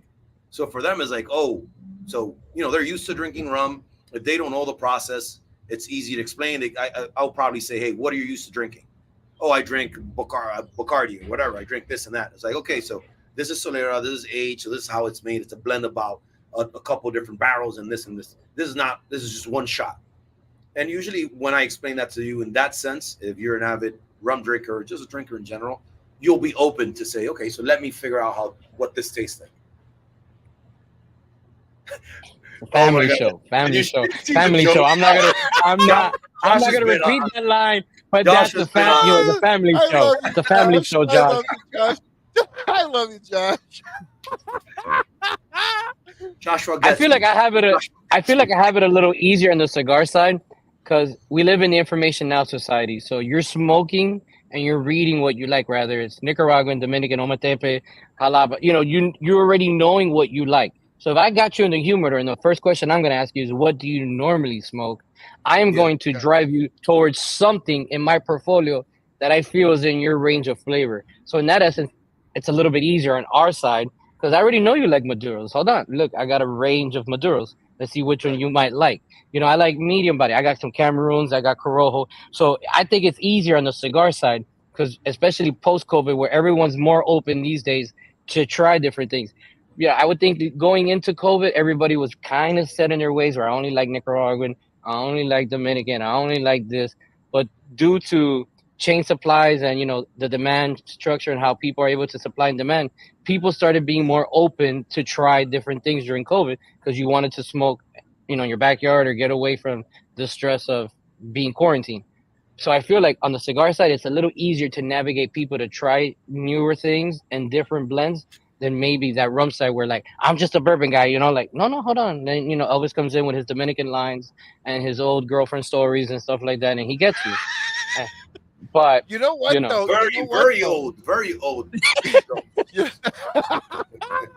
You know what, though, Willie? How do you like this transition? To Willie's point, this is what he's going to tell you guys from now on when he goes into shops and he asks you. All he's going to do is point to this. Check this out. This was just talked about and released. You guys can go read the article on Cigar Coop. This is Willie. This is how easy Laura Aurora made Willie's life. What do you like? Try our brand new sample pack. And so, Willie, I know this was just launched here in May. Or at least I should say the article from Coop was. Now, this has the 120, the 107, the 80 end that we're smoking tonight, the Cameroon 1903, and the Connecticut 1987. So what I want to do is obviously tie in a little Aurora cigars to this too. So you like that little transition that we did? Yeah, see, that I was hoping you were gonna take me down the line.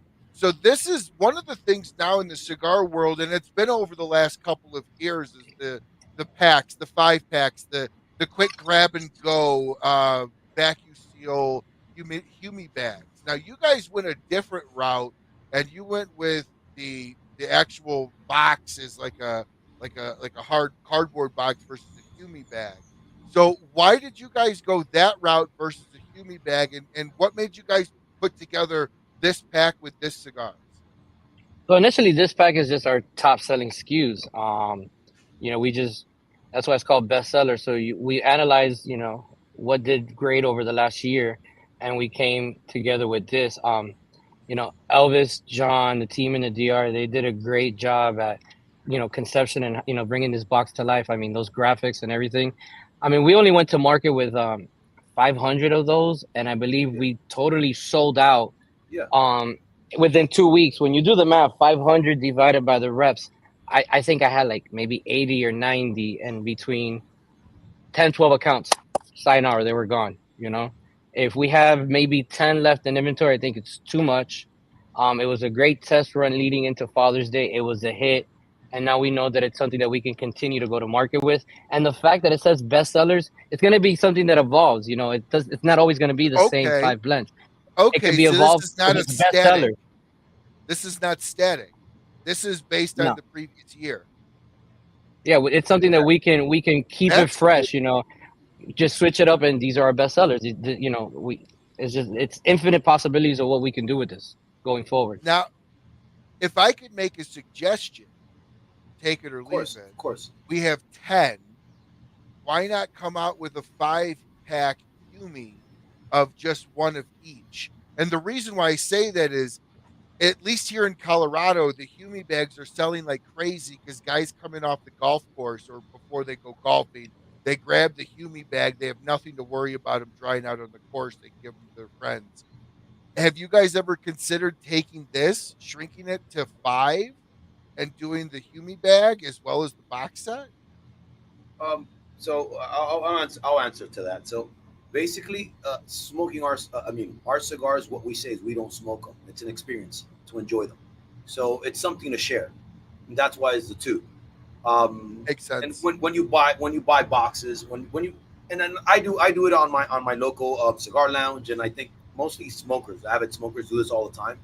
If you're traveling anywhere and you find an amazing cigar, you don't grab one and have it. You grab a couple and bring it back home, and you share it with your friends or share it with your smoking buddy or whatever.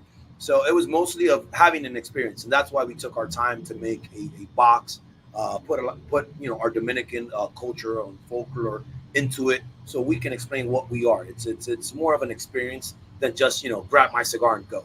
This is a little bit more than that. Of course, it's a great business to have grab and goes. These grab bags are great, and it is for certain types of cigars, and especially when you go to golf courses. I don't know if you golf or I don't, but I lose golf balls.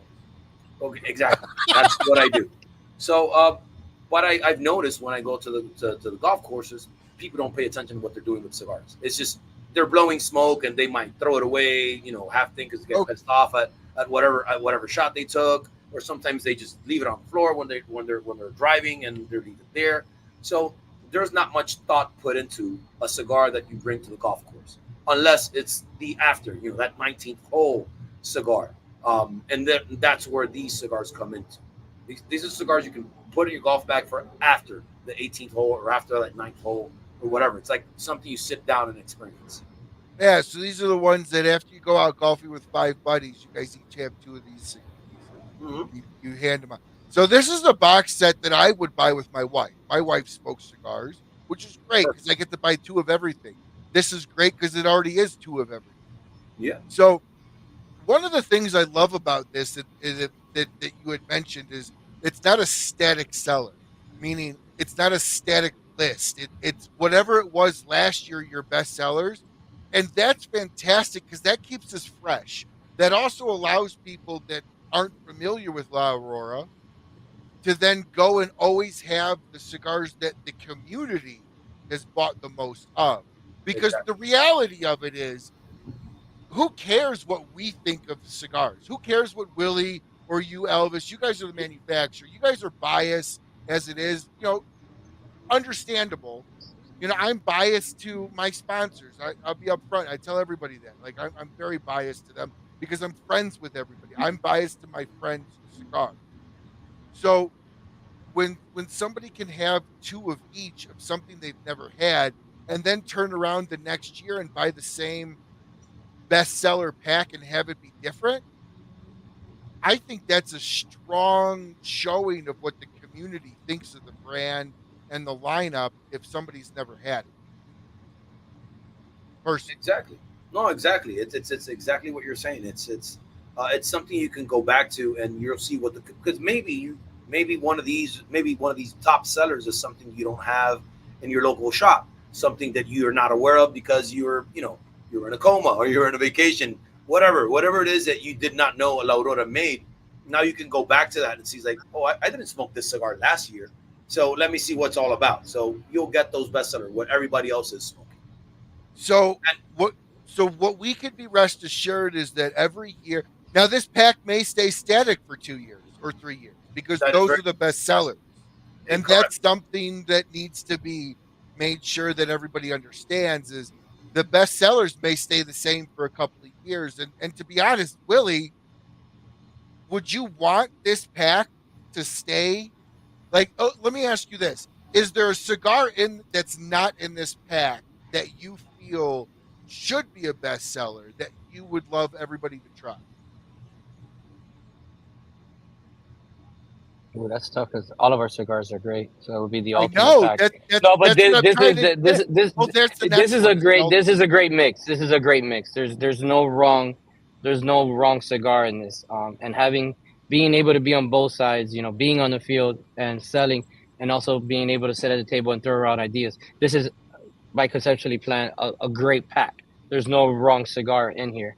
Now I could be biased and say I love broadleaf, so I like so I, the I love that cigar. diamond, or I love the 107 Nicaragua. That's just personal preference. But when you think about what the general population will enjoy and be much better grab, this is excellent. So let me say, I didn't mean to come off as any of the cigars are lesser or anything. I guess my question is, and let me state it a different way. Is there a cigar? What's the number one? What's a cigar that you are shocked is not a bestseller for La Aurora? That's not in this. Does that question make sense? Where you're like, man, this is like my favorite one, and I can't believe that it's not in this pack. I would answer to that. I would say the 107 Nicaragua is it's a huge seller. It is a huge seller, but it's a cigar it's to put it this way, it's a cigar that has a flavor profile for most of the American smoker, for the American market smoker. The 107 Nicaragua, it's every single flavor note and point that an American cigar smoker would smoke. Like that's my kind of go-to cigar. Like I know it's good. The consistency on it for the years we've made it, and the flavor on it has never failed me wrong. That cigar is the same every time I go back to it. And it's, in my opinion, I mean, for me, again, it's flavor profile kind of thing. That would be in there. That's something people should definitely try if they haven't had it. The 107 Nicaragua is an amazing cigar. What about you, Willie? What's one that you think should he hit be it. in a It would be bestseller? the Nicaragua, especially that it's such a great bridge cigar where when I'm in stores and people are like, I only smoke Nicaragua. Come here, I got you. We got something for you. It's the only 100% Nicaraguan tobacco we have in our portfolio. And once they smoke it now, I didn't know La Aurora can do stuff like that. Well, if you like that, hold on, we got some other stuff. And now you just brought them into your world and stuff like that. So I would probably say the same.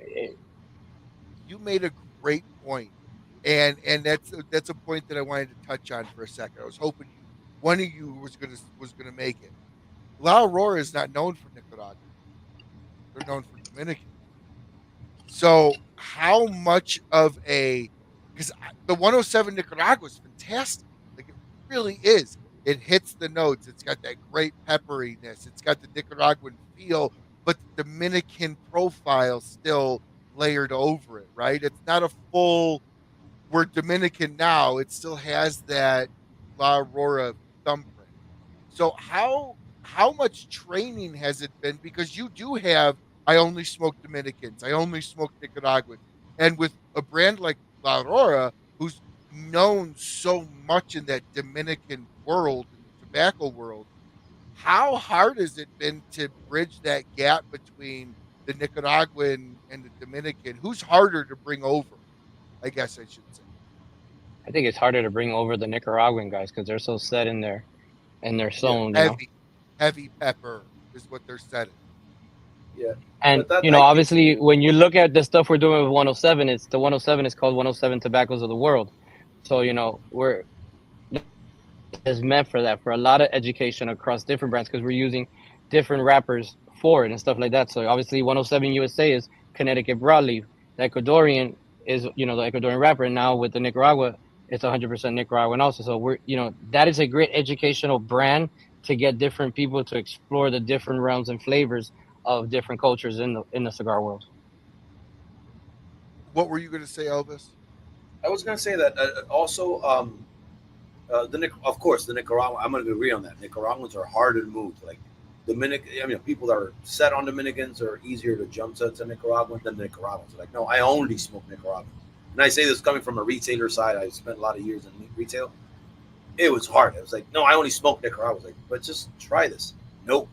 No, I only smoke Nicaraguan. Like, all right, great. So on that then, also this 107 Nicaragua and also the 120, and I think it really shows what we can do. That these cigars have shown that we're not just this one trick pony. We don't just make Dominican cigars, great floral taste, medium to a little bit to full. We can go all the way to full body. We can go medium to full. We can play around with Nicaraguan tobaccos and still show our craftiness while we make our cigars. Show the prowess of Manuel Hinoa when he's making cigars. And it's something we want to keep doing moving forward. We want to keep pushing the bar and showing people what La Aurora can do when when it's rolling tobacco and when it's making a cigar that we're talking about. We have a very wide range of things that we can do, and I think those two cigars kind of show a little bit outside of the box of what we usually do, and I believe we will continue on doing this, on doing that, and showing the market that if you're not prone to La Aurora because you think it's only Dominican, well, we got a lot in store for you. Now, why was that important for you guys to bring in? Because why was it important for you to bring in a Nicaraguan brand? And correct me if I'm wrong. I'm going to answer that question a little bit on my thought process. Tell me if I'm wrong. It's literally just to expand, to go after specific groups of people that only are the Nicaraguan smokers. Because I was there. I was a heavy Nicaraguan smoker. I was a heavy cigarette smoker. I like that heavy nicotine. I like that heavy pepper. I like that sinus busting, retrohale. Mm-hmm. Why take the steps for La Aurora to go into that realm of Nicaraguans instead of staying and learn? And I guess, why learn a new tobacco? Because it's a whole different blending process. It's to show the craftiness of the brand. I mean, you can't consider yourself an amazing chef if you can only cook, 2 plates. You have to show how crafty you are making different types of plates. Like, you have to show. I mean, it's kind of personal now. It's kind of a personal for the brand. It's like, no, we're not a one-trick pony. We can do many things. So this is what you like. I'll show you. I can do this as well. We're known for this, but doesn't mean that's the only thing we know how to do. So I think it was more of a personal thing for the company, showing our abilities as a tobacco factory, and you got to stay constantly evolving. You can't stay stagnant. You got to stay evolving. Well, I mean, you say stay. So, okay, let me push back. Padron, it's about as stagnant as you can get. They don't even have a sales team. They just take emails for their orders. So how do you respond to that? To like, oh, well, they can just do the one thing. I guess my question here in this is why take the risk? That's a big risk. That's aging tobacco. That's hundreds of thousands of dollars worth of tobacco. It's a big risk to make that proof. Why do it? I mean, there's no one set way of success. There's no one set way of finding success. There's many ways of doing it. You mentioned like Padron, but they're not the only successful brand. That's not everybody looks at them and say that's what we want to become. That's I was just saying one trick pony. They don't put out really anything new. Exactly, and it's worked for them. That's their version of their success. And success is kind of a little bit personal, but we've been doing it for 120 years, and at this point, it's kind of a personal showing. We're still in the market. We're still evolving, and we can still go with a market trend. And we can still do things that are what's trendy at the moment, and we can still do it at a very, very high level. So it's kind of like I don't know, and I've kind of seen this, and that's maybe a personal opinion. I've kind of seen consumers kind of bring down the strength a little bit. So I've seen, we went off consumers, we went far to like very extremes, like levels of strength of cigars. And I've seen people like cut down a little bit down and try to find a little bit more sophistication on it. So market might change. So it's a very risky move making one thing all the time, because if the market changes for whatever reason, then you're stuck in losing part of that market. And then we got to talk business. You know, when we're talking business, you got to talk. You want to keep relevant to the different Sure. markets and to the different trends. If you want to keep doing business, we want to reach 1,000 years. Definitely, why I won't be here, but we want to reach those many years, hundreds of years of making tobacco and still stay relevant. Versus making one thing which is working for us and then losing to the market, moving to something else, and then we're no longer in business. So this is what I love is when I listen to a brand talk about never stopping. And that's what I'm hearing. There's no complacency with La Roya. You guys have had some massive structural changes in the last couple of years. And sometimes the structural changes that you guys went through could have crippled a company, a lesser company, and that's what I love about the brand of La Roya is you guys are not afraid to take the risk to show your prowess and your expertise, but you're also willing to take the risk to stay in front of the market. And you guys don't want to play catch up. And that's what I love about a smaller brand versus a massive brand is you guys are willing to to to convert, to take that right turn or that left turn and stay nimble. Would you agree with me? And kind of that's the way I would kind of break down what you said is you guys are trying to always stay young, youthful, nimble, and stay ahead and in front of not just trends, but the quality and the best product that you guys can get. At the end of the day, we make cigars for smokers. So it's like you said, we trust our team, everybody, everybody from Dominican Republic to our team here in the U.S. We trust their knowledge in cigars. We trust that we all will guide this correctly in the right way. So again, going to your point, it's like we have no fear. We have no fear of moving. We understand that we can do this to the highest level. We can. I mean, and we're not switching the whole company to one side. We're just going wider as far as our portfolio, Sure. and we're looking for those smokers that are not going to maybe this type of cigars that we were known for making, into becoming a broader brand. And it's something to do with like personal pride and family pride for the Leon family. They and this is what this is what made them. Back to the 1800s, they were cultivating tobacco. That's where they started. It's only to the third generation where Eduardo Leon comes and opens a cigar factory. And it was always, we make the best cigars. It was never we make the best Dominican cigars only. We make the best cigars. So if we have to go around the world, which we do, finding newer nuances as far as tobacco and tobacco varieties, and make an amazing cigar for cigar smokers, that's where you come to La Aurora. If you want to come if you come to La Aurora, you're coming to get the best cigars we can make. It's like that bestseller is showing you. You go anywhere from a medium cigar, a very floral taste, Cubanesque notes to it, to a very stronger tobacco like the 120, which is the Dominican Puro. But you have stronger tobaccos that we're able to select from the portfolio that we had of tobaccos available to us to make a cigar.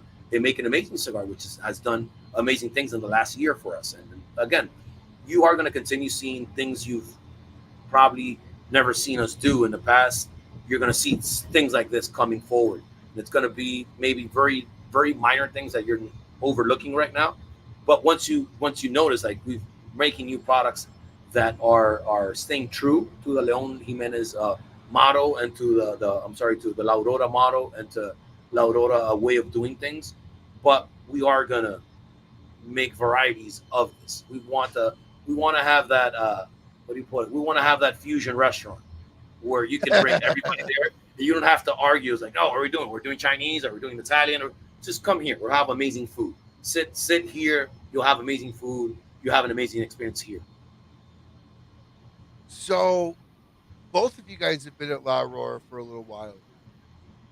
And in closing the show, what has been the biggest positive, and then what has been the biggest relearning of bringing everything in house? All your sales team versus going with the distribution company. What has been the biggest positive, and what has been one of the most challenging issues of doing it?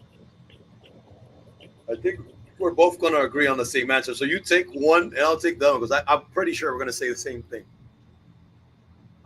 So I'll talk about maybe the biggest learning curve for the in-house part.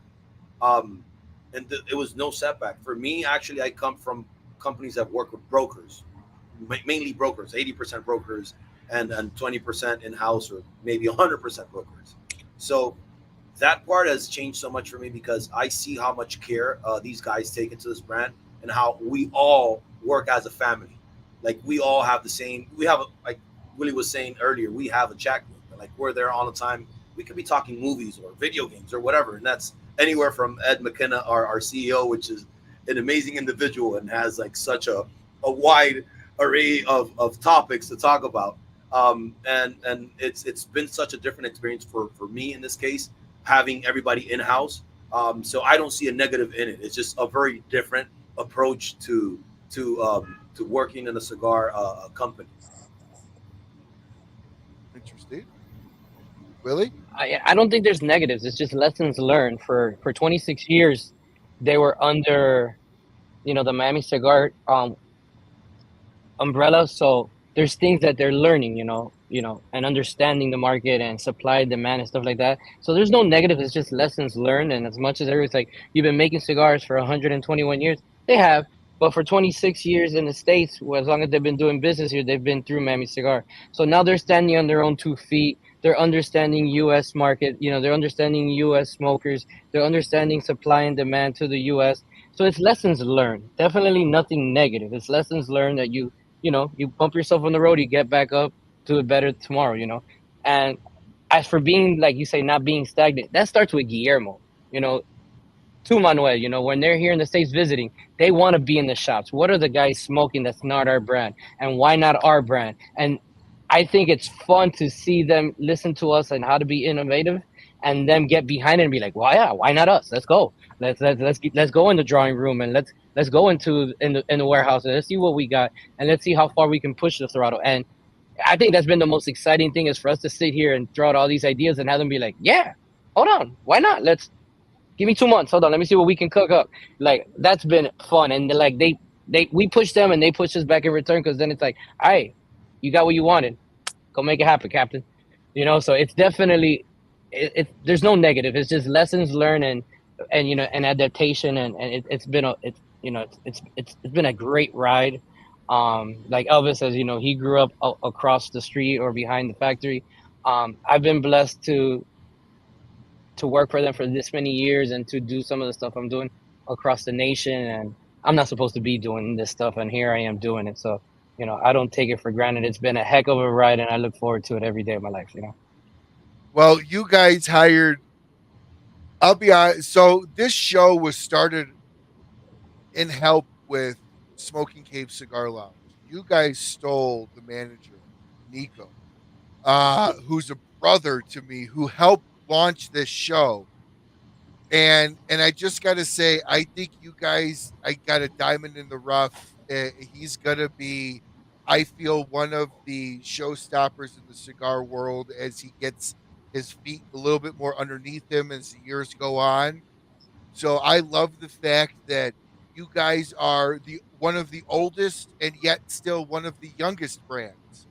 And you guys, you're not old and stale. You're an older brand with a younger working staff that's constantly evolving, that's constantly bringing the best, and is really not afraid to go up against somebody else and say ours is better than anybody's out there. And I love that, because you're humble enough to just be like, yeah, we're cigar, but we're the best, like, so the humbleness is there, but the pride and respect for your brand is also very, very high within La Aurora. Even just talking with Nico and just listening to him, like watching that transformation of him becoming into sales and him taking ownership of a brand. It's awesome. And I've gotten to be able to see how you guys train your employees and the love that you guys actually give.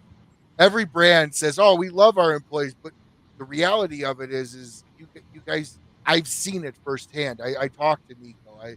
And so I love the fact that you guys are so well established, but there's no fear to take the leap into the spirits world, into Nicaragua, and go outside of the comfort zone. So the last question here is, can a brand survive if it never goes outside of the comfort zone? Any brand. My opinion is no.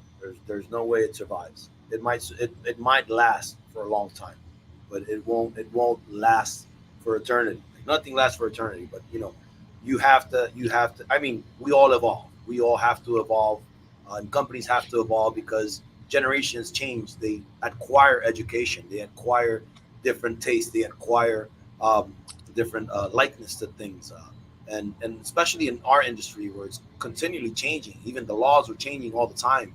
We are evolving on an everyday basis, and we're finding out different ways to go around certain blockages that are put in our path. So I think in general, all cigar companies evolve in different ways. It might not be in the cigars they make, and still even the older companies, they continue to put out new products every certain amount of years. So they seem to push, and I think in our industry, that's where the love of everywhere we go. When we go to Vegas, there's no hate, there's no real issues between brands, minor stuff, whatever. Like any big group of human beings, there might be differences, but I think as a whole, as an industry, we all push forward and all evolve. And the laws that have been put in place for us to not do this or to make us disappear in whatever sense we can put that, has shown that we all don't say no. We just don't push back. We just keep moving and evolving. No, I agree. Willie, what's your answer to that? I mean, I say this all the time. You're always learning something every day. You wake up every day. At some point, you have a conversation with somebody and you get a fresh perspective on something, and you're like, "Yeah, I never thought of it like that." And you walk away so. You're always never not learning. If you're not learning, then you're not growing. And when you say brands that stay stagnant, I don't think Padron is stagnant. If you think about it, they just did a collaboration with Fuente, so that's them thinking outside the box for the first time. $200 a cigar, like, okay, come on. But they thought outside the box. But they thought outside the box. That's not something you would have thought in your years that, Padron's going to do a collaboration with somebody.